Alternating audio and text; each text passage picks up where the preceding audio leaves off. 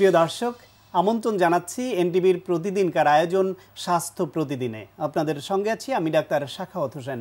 প্রিয় দর্শক, আজকের এই অনুষ্ঠানে আমরা আলোচনা করব শিশুদের টিকা নিয়ে। এ বিষয়ে কথা বলবার জন্য আমাদের সঙ্গে স্টুডিওতে উপস্থিত আছেন দেশের খ্যাতনামা একজন শিশু রোগ বিশেষজ্ঞ। চলুন দর্শক, আমরা পরিচিত হয়ে নেই আমাদের আজকের অতিথির সঙ্গে।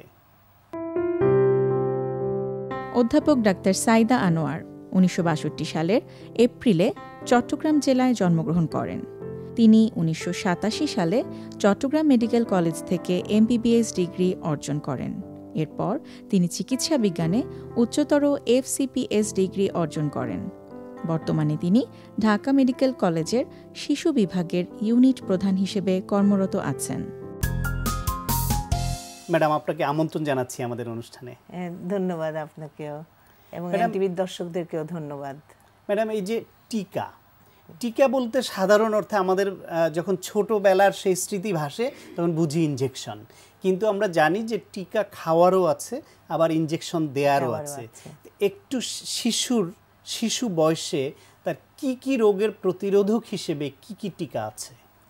শিশুর প্রতিরোধক হিসেবে এখন কিন্তু অনেক টিকাই বের হয়েছে, অনেক টিকা। আমাদের সময়ে কিন্তু অত টিকা ছিল না, একটা শুধু ওই স্কিনের মধ্যে একটা আমাদেরকে ফুটা করে দেওয়া হতো, হ্যাঁ। কিন্তু এখন কিন্তু অনেক টিকা বের হয়েছে, কিছু খাওয়ার টিকা, কিন্তু ম্যাক্সিমামই হচ্ছে দেওয়ার টিকা। একটু ভাগ করে যদি বলেন, খাওয়ার টিকা কোনগুলি আর দেওয়ার টিকা কোনগুলি? এখন টিবির জন্য টিউবারকুলোসিস একটা অনেক বেশি বড় রোগ, সেই যক্ষার জন্য কিন্তু আমরা একটা টিকা দিই, সেটা একদম প্রথম দিন থেকে 0 ডে থেকেই দিতে পারি আমরা, জন্মের পরপরই। সেটা হচ্ছে বিসিজি টিকা। এই বিসিজি টিকাটা সরকারিভাবে দেওয়া হয়, হ্যাঁ। তারপরে হচ্ছে ওপিভি, মানে পোলিওর জন্য সবাই কিন্তু পরিচিত। এই polio vaccine, oral polio vaccine, মুখে খাওয়ার টিকা। এই মুখে খাওয়ার টিকাও আমরা কিন্তু জন্মের পরপরই দিতে পারি, সেটা 14 দিনের মধ্যে। ওটাকে বলে ওপিভি 0। ওটা কোনো ডোজ কিন্তু কাউন্ট করা হয় না, কিন্তু তারপরে যেটা আমরা করি সেটা 6 সপ্তাহ বয়স থেকে বাচ্চার টিকা শুরু হয়। সেই 6 সপ্তাহ বয়স থেকে সরকারিভাবে যে টিকাগুলি দেওয়া হয়, এবং প্রচুর পরিমাণে সরকার কিন্তু এখন টিকা দিচ্ছে, কারণ অনেক টিকা নিয়ে আসছে এবং অনেকগুলি রোগীর দেওয়া হয়। আমরা এটা শুনবো, তার আগে যদি বলেন আর কি টিকা আছে? আরও টিকা আছে, যেমন সরকারি টিকার মধ্যে বলবো। সরকারি টিকাতে যেটা হয় ডিপিটি, পোলিও, তারপরে আপনার হিপ ভ্যাকসিন, হিমোফাইলাস ইনফ্লুয়েঞ্জি, তারপরে হচ্ছে আপনার নিউমোকক্কাল ভ্যাকসিন যেটা, হ্যাঁ, পিসিবি, নিউমোকক্কাল কনজুগেট ভ্যাকসিন সেটা। তারপরে হচ্ছে আইপিভিও দেওয়া হয়। ওই পোলিও ভ্যাকসিন আমি বললাম যে ওরাল পোলিও, কিন্তু ইনঅ্যাক্টিভেটেড পোলিও ভ্যাকসিন যেটা একবার ইনজেকশন ফর্মে, ওটাও দেওয়া হয় কিন্তু আমাদের দেশে এখন। তারপরে হচ্ছে আপনার কতগুলি হচ্ছে হেপাটাইটিস বি ভাইরাসের জন্য, যেটা একসাথেই প্যান্টার মধ্যে ঢুকে যায়। তারপরে হেপাটাইটিস এ ভ্যাকসিন আছে, যেটা এখনও সরকারি হয় নাই, কিন্তু তারপরে হচ্ছে টাইফয়েডের ভ্যাকসিন, তারপরে আরও অনেক ভ্যাকসিন, যেমন ধরেন ওই এমএমআর, মিজলস, মাম্পস, রুবেলা সরকার দিচ্ছে মিজলস আর রুবেলা এমআর ভ্যাকসিন। এটা 9 মাসে একবার দিচ্ছে, 15 মাসে একবার দিচ্ছে। সরকারিভাবে যদি যেতে হয় টিকা কেন্দ্রে, নিউমোনিয়ারও ভ্যাকসিন আছে, নিউমোনিয়ার ওই যে পিসিভি, হ্যাঁ, নিউমোকক্কাল কনজুগেট ভ্যাকসিন যেটা। এখন ম্যাডাম, এই যে অনেকগুলি ভ্যাকসিনের সুযোগ আছে, তার মধ্যে সরকারিভাবে যেগুলি, সেগুলি শিশু বয়স থেকে একটা শিডিউল করে দেওয়া হয়, কার্ড করে দেওয়া হয়, নির্দিষ্ট সেন্টারে গিয়ে টাইমলি দিতে পারে। সেগুলি তারা জেনেই যান যে আমার বাচ্চাকে এই সেন্টারে গিয়ে এই সময় দিতে হবে। এর বাইরের যে ভ্যাকসিনগুলি, সেগুলি নিজের উদ্যোগে কোনো হসপিটালে দিতে পারে। একটা শিশুকে যদি এই সময় মতো এই ভ্যাকসিন দেওয়া না হয়, তাহলে কি ঝুঁকি হতে পারে? সেই ক্ষেত্রে অনেক ঝুঁকি হতে পারে। যেমন এখন যে ইনফেকশাস ডিজিজ, যেমন টিউবারকুলোসিস, পালমোনারি টিবি, এই টিবির জন্য প্রোটেকশন কিন্তু 80% পর্যন্ত। সব ভ্যাকসিনের যে প্রোটেকশন কিন্তু 100% না, এফিকেসি কিন্তু সব কিছু ভ্যারিয়েবল আছে সব জায়গাতেই। এখন 80%, 90% পর্যন্ত প্রোটেকশন আছে। এগুলোতে প্রোটেকশন দিচ্ছে, যেমন ডিপথেরিয়া, টিটেনাস, পার্টুসিস, এই জিনিসগুলি। তারপরে পোলিওমাইটিস, আমাদের এখন তো পোলিওমাইটিস ইরাডিকেট হয়ে গেছে। এই যে ইপিআই, এই যে সাকসেসফুল একটা প্রোগ্রাম, যে পোলিওমাইলাইটিসটা একদমই এরাডিকেশন হয়ে গেছে। বাংলাদেশ পোলিও মুক্ত, আমরা গর্বের সঙ্গে বলছি, আমরা গর্বের সাথে বলছি। ইপিআই অনেক সাকসেসফুল আসলে। হ্যাঁ, এখন আমার মনে হয় যে মারা অনেক এখনো পর্যন্ত অনেক ইয়েতে মানে সাইডে মানে ওই গ্রামের দিকে অনেক সময় টিকাদান কেন্দ্রে যান না। আমার মনে হয় টিকা দেওয়াটা খুবই জরুরি, কারণ টিকা না দিলে অনেক ধরনের অসুস্থ হতে পারে, যেমন ইনফেকশাস ডিজিজ, যে কমিউনিকেবল ডিজিজগুলো হতে পারে, যেমন হেপাটাইটিস বি ভাইরাস ইনফেকশন, এটাতে কিন্তু অনেক প্রোটেকশন দিচ্ছে। তারপরে এই যে নিউমোকক্কাল ভ্যাকসিনটা দিলে ব্রেইনের যে মেনিনজাইটিস থেকে শুরু করে নিউমোনিয়া থেকে শুরু করে অনেক কিছুই কিন্তু ইনফেকশন কন্ট্রোল হচ্ছে। এবং মজার ব্যাপার হচ্ছে ম্যাক্সিমাম টিকাগুলি ফ্রি পাওয়া যাচ্ছে, সরকার দিচ্ছে। এখন যেটা আমরা ফ্রি পাচ্ছি, এটা যদি না দেই, রোগ হয়ে গেলে তখন ওই রোগের চিকিৎসাটা আবার ফ্রি পাওয়া কঠিন, ব্যয়বহুল হবে, এবং আরেকদিকে জীবন সংশয় অর্থাৎ মৃত্যু ঝুঁকি তৈরি হবে। সবার উচিত দেয়া, সবারই উচিত দেওয়া। কোন সন্তানের বেলায় এই যে আপনি বলছেন যে ছোটবেলায় একটা কার্ড দিয়ে দেয় এবং সময় দিয়ে দেয় কত সপ্তাহে বা কত মাসে কোন টিকাটা দিবে, যদি কোনো সন্তান বাচ্চার বেলায় ওই টিকার শিডিউলটা মিস করি আমরা, যে আমার সময় মনে ছিল না বা আমি ওই কার্ডটা দেখা হয়নি, এটা মনে রাখার উপায় কি, আর মিস করলে তখন করণীয় কি? আচ্ছা, এখন যদি একদমই মিস করে, যেমন ধরেন 6 সপ্তাহ বয়সে গেলই না, হ্যাঁ, সে 10 মাস বয়সে টিকা কেন্দ্রে গেল যে আমার বাচ্চাকে টিকা দেন, সেই ক্ষেত্রে কিন্তু টিকা দিবে। প্রথমে 6 সপ্তাহ বয়সে যে টিকাটা দেওয়ার কথা ছিল পেন্টাভ্যালেন্ট ভ্যাকসিন প্লাস হচ্ছে আপনার পিসিভি নিউমোকক্কাল কনজুগেট ভ্যাকসিন, এই দুইটা কিন্তু দুইটাই দিয়ে দিবে কিন্তু, কারণ স্টার্টিং একই রকম হবে, 10 মাস বয়সে, তারপর থেকে কিন্তু 3টা ডোজ পাবে, প্লাস হচ্ছে ওই 6বার টিকা কেন্দ্রে যেতে হবে, 3টা ডোজ প্লাস হচ্ছে আরেকটা হচ্ছে পিসিভি পাবে 18 উইকসে, আর তারপরে হচ্ছে 9 মাস বয়সে যে এমআর ভ্যাকসিন, আবার 15 মাস বয়সে যে এমআর ভ্যাকসিন। কিন্তু মাঝখানে কোনো ডোজ যদি তার ভুলে যায় দিতে, মাঝখানে যদি ভুলে যায় তাহলে কোনো অসুবিধা নাই। যেই ডোজটা দিয়েছে প্রথমে, যেমন ধরেন দ্বিতীয় ডোজ দেওয়ার পরে তৃতীয় ডোজের জন্য ভুলে গেছে, যখনই যাবে তখনই তৃতীয় ডোজই দেওয়া হবে, তখন কিন্তু গুণগত মানের কোনো হেরফের হবে না। না, ওই মিনিমাম 4 উইকস অ্যাপার্ট থাকতে হবে, 4 উইকস অ্যাপার্ট থাকতে হবে, ওই 3rd ডোজ থেকে আবার শুরু হবে। এই টিকাগুলি 1 ইয়ারে যেতে হবে সেটা। এই টিকাগুলি একবার দিলে সে কি সারা জীবনের জন্য নিশ্চিন্ত? অনেক সময় এরকম বলা হয় যে আপনার এটা তো অনেক বছর আগে দিয়েছেন, পরীক্ষা করতে হবে, কিংবা বুস্টার ডোজ দেওয়া হয়েছে কিনা ইত্যাদি ইত্যাদি, এই কথাগুলি কমনলি শুনতে পাই। বিষয়টা কি? আসলে কিছু কিছু ভ্যাকসিন আছে লাইফ লং প্রোটেকশন দিচ্ছে, আর কিছু কিছু ভ্যাকসিন আছে যে প্রোটেকশন দিচ্ছে কিনা সেটাও দেখার কিন্তু সুযোগ আছে। প্লাস হচ্ছে যেমন হেপাটাইটিস বি ভ্যাকসিন কাজ করছে কিনা সেটা কিন্তু অ্যান্টি হেপাটাইটিস বি টাইটারটা আমাদের দেখতে পারি আমরা ব্লাডে। যদি দেখি যে আমাদের 0 টাইটার বা কমে গেছে, টাইটারটা কম, এখনও টাইটারটা হয়ে আসে না, অনেক সময় ভ্যাকসিনেট করে কিন্তু টাইটারটা উঠে না, তখন সেই ক্ষেত্রে আবার দিতে হবে। একটা লেভেল আছে, সেই লেভেলের নিচে থাকলে সবসময় আবার নতুন করে ভ্যাকসিনেট করতে হবে। আর কিছু কিছু লেভেল আছে যে লেভেলে আরেকটা বুস্টার ডোজ দিলেই হয়ে যায়, একটা ডোজ দিলেই হয়ে যায়, এরকম। সব ভ্যাকসিনে কিন্তু 100% প্রোটেকশন কোনো ভ্যাকসিনেই দিচ্ছে না, আর সারা জীবনভর প্রোটেকশনও দেওয়াটা আস্তে আস্তে এফিকেসি কমে। কিছু বলে যে বিসিজি ভ্যাকসিন একবার দিলেই হয়, হ্যাঁ, এবং এটা পাকে গলে পরবর্তীতে চেক করা সুযোগ আছে। তো শুরুতে বলছিলাম যে আমাদের ছোটবেলার যেই স্মৃতি সেটি হচ্ছে টিকা দেওয়া মানে খুব কঠিন কষ্টের একটা বিষয়, আমরা স্কুল পালিয়ে যেতাম। তো এখন ওই কষ্টের বিষয়টা অনেক কমে আসছে, মুখে খাওয়ার টিকাও অনেক চলে আসছে। তারপরও যখন ইনজেকশন দিতে হয়, সেখানে ইনজেকশন দিলে ছোটখাটো কিছু সমস্যা তো হয়ই। কি কি সমস্যাগুলো হতে পারে এবং হলে সেটা সহজভাবে নেওয়া উচিত? আচ্ছা, এখন হচ্ছে 6 সপ্তাহ বয়সে যে ভ্যাকসিনটা দেওয়া হয়, সেই ভ্যাকসিনের প্রথম ডোজে কিন্তু কোনো জ্বর জারি আসে না, হ্যাঁ, কিন্তু সেকেন্ড ডোজ অনওয়ার্ডস অ্যান্টিজেনিক রিঅ্যাকশনের জন্য অনেক সময় একটু জ্বর আসতে পারে, একটু গা ম্যাজম্যাজ করতে পারে। সেই ক্ষেত্রে আমরা প্যারাসিটামল, সিম্পল প্যারাসিটামল ডোজ অনুযায়ী যদি একটু দিয়ে দেই তাহলে কিন্তু বাচ্চার আর সমস্যা হবে না। এমনি অন্য কোনো ভ্যাকসিনে কোনো জ্বর আসা বা কোনো ব্যথা বা কোনো সুযোগ নেই, শুধু ভ্যাকসিনেট করার সময় ওষুধটা যাওয়ার সময় একটু ব্যথা হয়, এইটুকুই।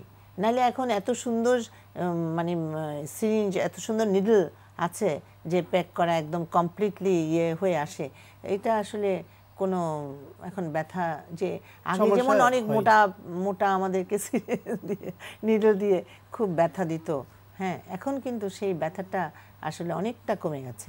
প্লাস হচ্ছে আপনি যেটা বলেছিলেন যে ওরাল আর কি মুখের খাওয়ার আর কি ভ্যাকসিন আছে, মুখে খাওয়ার কিন্তু আরো অনেক ভ্যাকসিন আছে। আগে এক সময় টিকা দিলে সেখানে অনেক বড় ঘা হতো এবং বড় দাগ হয়ে যেত, এখন সেটা হয় না। তারপরেও যদি একটু ঘা বা এরকম সমস্যা হয় করণীয় কি? আচ্ছা, এটা হচ্ছে বিসিজি টিকাতে কিন্তু নর্মালি ঘা হবে, এটা 4 সপ্তাহ বিসিজি টিকা দেওয়ার 2 সপ্তাহ পর থেকে শুরু হবে, একটু ফুলে যায়, তারপরে পাকে গলে হচ্ছে 4 সপ্তাহ পরে, তারপরে হচ্ছে 6 সপ্তাহতে আস্তে আস্তে আস্তে আস্তে কিন্তু এটা শুকায় একটা ক্রাস্ট হয়ে যাবে, দাগ হয়ে যাবে। সেই ক্ষেত্রে এটা চিন্তার কোনো কারণ নাই, এখানে কোনো অ্যান্টিবায়োটিক অয়েনমেন্টও দিতে হবে না, কিছুই দিতে হবে না। অ্যান্টিবায়োটিক অয়েনমেন্ট দিলে বরং আরও ক্ষতি হবে, কারণ ওই ওষুধের যে কার্যকারিতা হ্রাস পাবে, কমে যাবে। সুতরাং এটাকে সহজভাবে নেওয়া উচিত, এটা এমনি ভালো হয়ে যাবে, চিন্তিত হওয়ার কিছু নাই। আপনাকে অনেক ধন্যবাদ ম্যাডাম। থ্যাংক ইউ আপনাকে। প্রিয় দর্শক, আমরা শুনছিলাম শিশুদের টিকা দেওয়ার বিষয়ে অত্যন্ত প্রয়োজনীয় কিছু পরামর্শ, আশা করি আপনাদের উপকারে এসেছে। দর্শক, এখন আপনাদের জন্য রয়েছে ব্যায়াম ভিত্তিক নিয়মিত আয়োজন সুস্থ দেহ সুস্থ মন। লোয়ার ব্যাক পেইনটাকে রিলিফ করার জন্য আমরা থার্ড এক্সারসাইজে যাব। খেয়াল করে, আমি কিন্তু আবারও বলছি, এটা সিরিয়ালি কিন্তু আপনাকে করতে হবে, যে প্রথম যে দুইটা এক্সারসাইজের পরে এক্সারসাইজটা করবেন। ওকে, এক্সারসাইজ নিয়ে অনেকে একটু কনফিউজড হবে, যারা অনেক দিন ধরে লোয়ার ব্যাক ইঞ্জুরিতে ভুগছেন, যারা বিভিন্ন রকম ফিজিও নিচ্ছেন অথবা ফিজিক্যাল থেরাপিতে আছেন, তারা এক্সারসাইজটা করতে গেলে একটা কনফিউজ হবে না। এই কারণে দেখা যায় যে লোয়ার ব্যাক ইঞ্জুরি যদি থাকে অথবা লোয়ার ব্যাক পেইন থাকে, প্রথমে বলা হয় সামনে ঝুঁকে কোনো এক্সারসাইজ করবেন না। This is very common thing. তো এই মুভমেন্টটা আমাদের দেখে মনে হবে যে সামনে ঝুঁকা হচ্ছে, কিন্তু বেসিক্যালি মুভমেন্ট প্যাটার্নটা হচ্ছে এরকম, আমরা সরাসরি সামনে ঝুঁকছি না, আমরা আলটিমেটলি সামনে ঝুঁকে গেলাম, কিন্তু আসলে আমরা ওইভাবে ঝুঁকি নেই, স্ট্রেটলি ঝুঁকি নেই। এটা বডি মেকানিজমটা ডিফারেন্ট, যে কারণে আপনার স্পাইনে সরাসরি প্রেশার পড়বে না, কিন্তু ইনডাইরেক্টলি কী জিনিসটা আমরা করছি, যেটাকে আমরা বলি যে ম্যানিপুলেটিভ মুভমেন্ট, যে বডিটা যাতে বুঝতে না পারে, লোয়ার ব্যাকে প্রেশার না পড়ে কীভাবে সামনে ঝুঁকতে হয়, এই মুভমেন্টটা আমরা দেখাবো। কারণ it's not pressure on the lower back. এইটা মেন রিজন হচ্ছে how to stretch the spine in a proper manner. Basically it's not the stretching of the Joints, not the stretching of the cartilage, not the stretching of the nerves. এটাকে আমরা stretch করছি হচ্ছে the muscles. The muscles যদি আপনার stretch হয়, তাহলে ultimately what will happen, ওই জায়গাটা যখন ফ্লেক্সিবল হবে, ফ্লেক্সিবল হবে অথবা স্ট্রং হবে, it will help your spine to move, অথবা ফ্লেক্সিবল হওয়ার জন্য। সরাসরি স্পাইন থেকে আমরা কোনো সামনের দিকে ঝুঁকছি না, এই জন্য আপনি পাবেন না কোনো ভয় পাওয়ার কিছু নেই। It's very safe movement. যদি যেভাবে দেখানো হচ্ছে ওইভাবে যদি প্রপারলি আপনি যদি ফলো করেন, আর যদি আপনার দেখে যদি বুঝতে না পারেন যে কনফিউজড, তাহলে আমরা বলবো যে যারা এই নিয়ে একটু যারা একটু এক্সপার্ট আছে, তাদের কাছে গিয়ে 2-1বার দেখে আসলে আপনার জন্য সুবিধা হবে। তবে সরাসরি ঝুঁকবেন না, কারণ আমি কিন্তু বলে দিচ্ছি, এটা মনে হচ্ছে আমরা সামনের দিকে ঝুঁকছি, আসলে কিন্তু আমরা ঝুঁকছি না, এটা আমরা জাস্ট বডিটাকে ম্যানিপুলেট করছি ওই মুভমেন্টে আসার জন্য। এখন দেখুন যে আমরা এক্সারসাইজটা কীভাবে করি। এটা নর্মাল ইয়োগাতে আমরা বলি হচ্ছে কুর্মাসন, কিন্তু নর্মাল কুর্মাসন যেভাবে করে আমরা সেভাবে করছি না, এটা আমরা একটু চেঞ্জ করে করছি যাতে আপনার পেইনটা রিলিফ হয়। এখন দেখুন কীভাবে আমরা এক্সারসাইজটা করবো। ওকে, গো। ওকে, সেম সিটেড পোশ্চারে আপনি থাকলেন, yes, okay.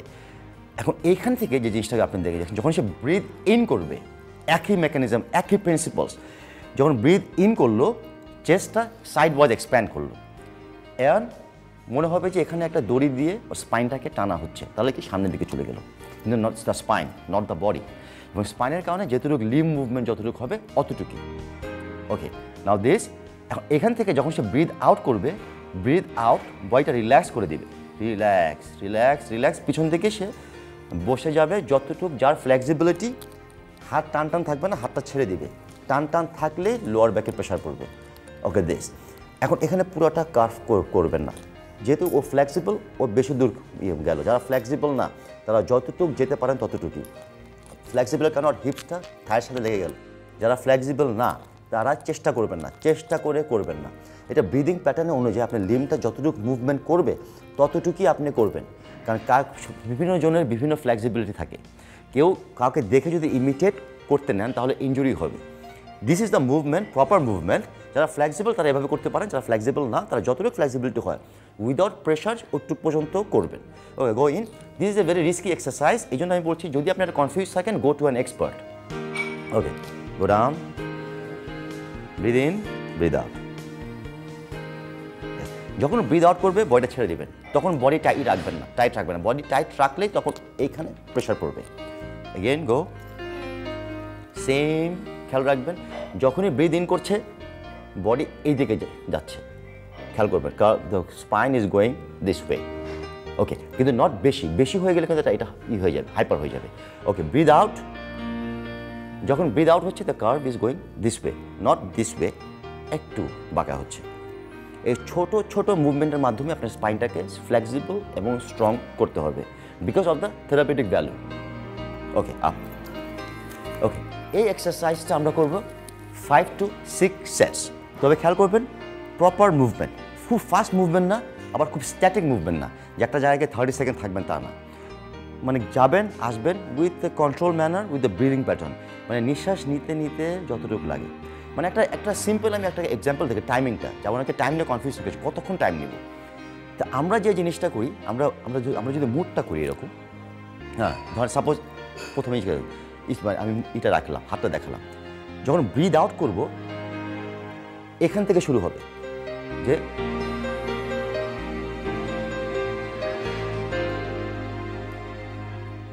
this is the breathe out timing, breathe in timing, yes, এটুকু, এর বেশি না। যদি এমন হয় যে 10 সেকেন্ড 20 সেকেন্ডস, নো, তার মানে কি কয়েক সেকেন্ডের জাস্ট খালি থাকে, ভ্যালুয়েশন থাকে। এই জিনিসটা আপনাকে করতে হবে, খেয়াল করতে হবে। আমরা থার্ড মুভমেন্টটা দেখালাম, খেয়াল রাখবেন this third movement is little bit risky than the other twos. ওই দুটা করা হচ্ছে ওয়ার্ম আপ করার জন্য, আপনার স্পাইনটাকে রেডি করলাম আমরা। থার্ড মুভমেন্টটা এটা যেহেতু সামনের দিকে ঝোঁকা আছে, যাদের লোয়ার ব্যাক ইঞ্জুরি থাকে তাদের সামনের দিকে ঝোঁকা বেশিরভাগই নিষিদ্ধ থাকে, এদের আমরা আসলে সামনে ঝুঁকিনি, এটা ম্যানিপুলেট করে আমরা স্ট্রেচ করেছি সামনের দিকে এসে। এই জন্য যদি কনফিউজ থাকে গো টু অ্যান এক্সপার্ট, আর যদি আপনি বুঝতে পারেন আপনি করেন, দেখবেন you will be completely heal within couple of weeks. এখন পরবর্তী প্রোগ্রামে আমরা দেখাবো এর সাথে আমরা চতুর্থ এক্সারসাইজটা কীভাবে অ্যাডাপ্ট করব। প্রিয় দর্শক, আমাদের কারো হঠাৎ কোথাও কেটে গিয়ে যদি ফিনকি দিয়ে রক্ত বের হয় বা এই ধরনের দুর্ঘটনা ঘটে, তখন তাৎক্ষণিকভাবে চিকিৎসকের কাছে যাওয়ার আগে কি করা যায়, চলুন সে বিষয়ে শুনি আজকের প্রাইমারি কেয়ার। হঠাৎ কাটাছেঁড়ায় আতঙ্কিত হওয়ার কিছু নেই। আমাদেরকে প্রথমে লক্ষ্য করতে হবে রক্তপাতটি কি বেশি হচ্ছে নাকি কম। যদি কম হয় সেক্ষেত্রে আমরা যদি একটু চাপ দিয়ে ধরি, সেটা হতে পারে বৃদ্ধাঙ্গুলি দিয়ে বা তুলা বা পরিষ্কার কাপড় দিয়ে, সেক্ষেত্রে রক্তপাত বন্ধ হয়ে যেতে পারে। আর বেশি রক্তপাত হলে সেক্ষেত্রে আমাদের রক্তনালী ছিঁড়ে যাওয়ার সম্ভাবনা থাকে, যেহেতু সেক্ষেত্রে আমাদের চিকিৎসকের শরণাপন্ন হওয়া উচিত। কিন্তু প্রথমে যেটা করতে হবে সেটা হচ্ছে যে রক্তপাত যে জায়গা থেকে হচ্ছে সে জায়গায় নড়াচড়া বন্ধ করতে হবে, ওই জায়গাটাকে এলিভেট করতে হবে, উঁচিয়ে ধরতে হবে, সেটা যেন হৃৎপিণ্ডের লেভেলের উপরে থাকে। সেটা পায়ে হলে সেটাকে উঁচিয়ে রাখতে হবে, হাত হলে হাত তুলে রাখতে হবে। চাপ দিলাম, হাত এলিভেট করলাম। এবার হচ্ছে আমাদেরকে চেষ্টা করতে হবে ওখানে ব্যান্ডেজ করা যেতে পারে। বেশি রক্তপাত হলে টর্নিকেট মানে হচ্ছে কোনো ফিতা বা দড়ি বা স্যালাইনের নল এগুলো দিয়ে বেঁধে দিলে রক্তপাত কমে যেতে পারে। তারপর যেটা করতে হবে সেটা হচ্ছে যে চিকিৎসকের শরণাপন্ন হওয়ার প্রয়োজন হলে, রক্তপাত বন্ধ না হলে ওখানে নিয়ে যেতে হবে, ওখানে সার্জিক্যাল অপশন থাকে। আর আমাদের দিক থেকে আরেকটা জিনিস লক্ষ্য রাখতে হবে, সেটা হচ্ছে যদি রক্তপাত সহজে বন্ধ না হয়, সেটা হতে পারে ডায়াবেটিসের রোগীদের ক্ষেত্রে, হতে পারে যারা স্টেরয়েড বা এই জাতীয় কিছু ঔষধ সেবন করেন, হতে পারে অন্যান্য কিছু রোগ প্রতিরোধ ক্ষমতা কমে যায় এরকম কিছু রোগের ক্ষেত্রেও, সেসব ক্ষেত্রেও দ্রুত চিকিৎসকের শরণাপন্ন হতে হবে। আর মনে রাখতে হবে যদি টিটানাসের টিকা দেয়া না থাকে সেক্ষেত্রে TIG টিকা নিতে হবে। প্রিয় দর্শক, এখন আপনাদের জন্য রয়েছে স্বাস্থ্য প্রতিদিন আজকের হেলথ টিপস। প্রচণ্ড জ্বরের পর মাথার চুল পড়ার প্রবণতা বাড়তে পারে। পুষ্টিকর খাবার গ্রহণ করুন, অল্প দিনেই এ সমস্যা কেটে যাবে। প্রিয় দর্শক, এই অনুষ্ঠান সম্পর্কে আপনাদের যে কোনো মতামত বা পরামর্শ থাকলে লিখে পাঠাতে পারেন এই ঠিকানায়। প্রযোজক স্বাস্থ্য প্রতিদিন, এনটিভি, বিএসসিসি ভবন, 7 তলা, 102 কাজী নজরুল ইসলাম এভিনিউ, কারণ বাজার, ঢাকা 1215। ফ্যাক্স 914338 থেকে 7 পর্যন্ত, অথবা ইমেল করুন স্বাস্থ্যপ্রতিদিন@ntvpd.com এই ঠিকানায়। প্রিয় দর্শক, স্বাস্থ্য প্রতিদিনের আগামী পর্ব আপনাদের জন্য যা দিয়ে সাজানো হয়েছে, খুব সাধারণ কারণেই রক্তক্ষরণ হয়, সেটা হচ্ছে কোষ্ঠকাঠিন্য। যে আমরা যত রোগী দেখি তার মধ্যে প্রধানতম কারণ হচ্ছে বেশিরভাগই হচ্ছে কোষ্ঠকাঠিন্য, যে শক্ত পায়খানা হওয়ার কারণে মাঝে মাঝে এই মলদ্বারে রক্তক্ষরণ হয়, ফেটে যায় বা আলসার হয়, সে কারণে। জি, আরেকটা হয়, অনেক সময় দেখা যায় যে রক্তক্ষরণ কোষ্ঠকাঠিন্য ছাড়াও রক্তক্ষরণ হচ্ছে, সেটা হয় হচ্ছে পাইলসের কারণে, হেমোরয়েডের জন্য, সেটাতেও কোষ্ঠকাঠিন্য হয়। আবার কোষ্ঠকাঠিন্য ছাড়াও হেমোরয়েড মানে হচ্ছে মলদ্বারে রক্তশিরা ফুলে থাকা, সেখান থেকেও রক্তক্ষরণ হতে পারে।